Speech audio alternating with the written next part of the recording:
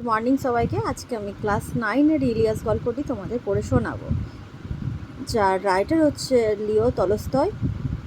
ঠিক আছে, চলো আমি গল্পটা পড়া শুরু করি। আচ্ছা, তার আগে বলে রাখি আমার চ্যানেলটি কিন্তু সাবস্ক্রাইব করতে তোমরা ভুলো না। আচ্ছা, গল্পটি শুরু করছি। উপা প্রদেশের ইলিয়াস নামে একজন বাসগীর বাস করতেন। ইলিয়াস ছিলেন উপা প্রদেশের। ঠিক আছে, এখানে ইলিয়াসের জীবন সম্পর্কে আলোচনা করা হয়েছে। ইলিয়াসের বিয়ের 1 বছর পরে যখন তার বাবা মারা গেল, তখন সে ধনী না দরিদ্র।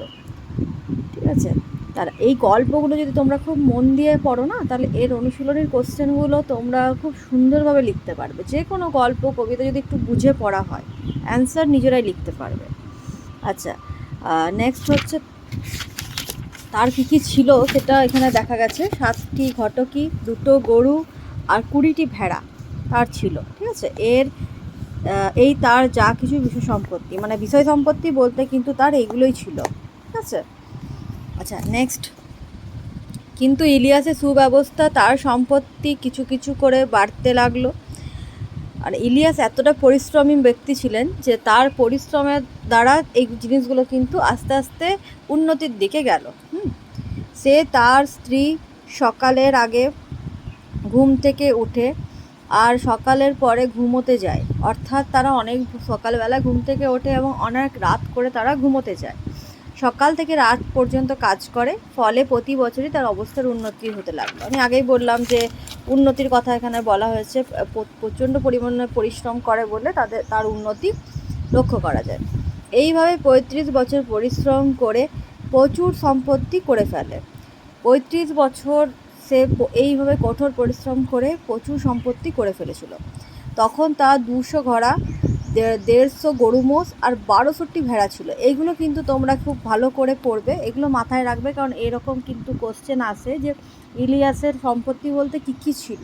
তখন তোমরা কিন্তু যদি বুঝে পড়ো তাহলে কিন্তু তোমরা অ্যান্সারগুলো লিখতে পারবে।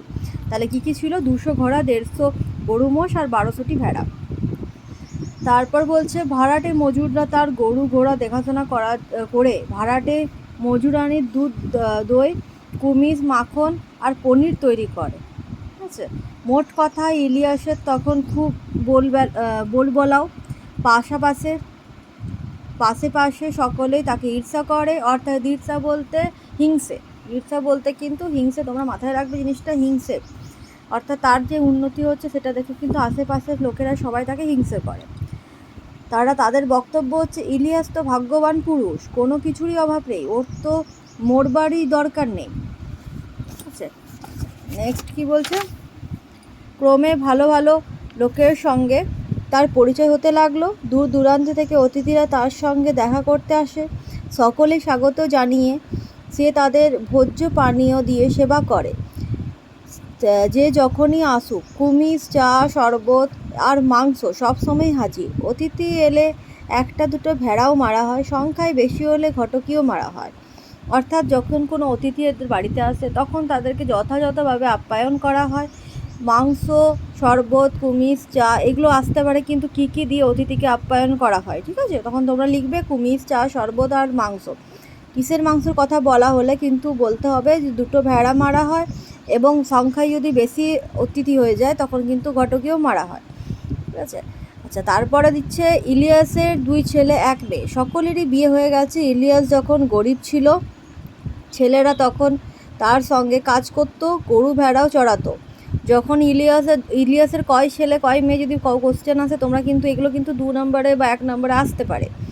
2 ছেলে 1 মেয়ে। ঠিক আছে, সকলেরই বিয়ে হয়ে গেছে। ইলিয়াস যখন গরিব ছিল তখন তার ছেলেরা তাকে যথাযথভাবে সাহায্য করত, কিন্তু বড়লোক হওয়ার পরে তারা আইসি হয়ে উঠল। তারপর যখন আস্তে আস্তে ইলিয়াস বড়লোক হয়ে উঠছিল, যখন তার উন্নতি হচ্ছিল, তখন কিন্তু ছেলেরা খুব আইসি হয়ে উঠছিল। বড়টি এক মারামারিতে পড়ে মারা গেল।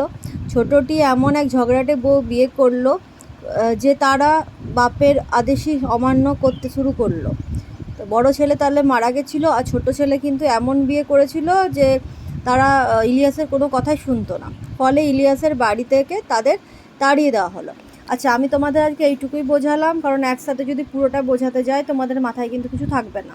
তাই জন্য তোমাদেরকে এইটুকুই বোঝালাম। আবার আমি তোমাদের কালকে বাকিটা পড়ে বুঝিয়ে দেবো। ঠিক আছে, এটা তোমরা ভালো করে করবে। যদি কোনো বুঝতে অসুবিধা হয় অবশ্যই আমাকে জানাবে, আর অবশ্যই কিন্তু আমার চ্যানেলটি সাবস্ক্রাইব করে দেবে, ঠিক আছে?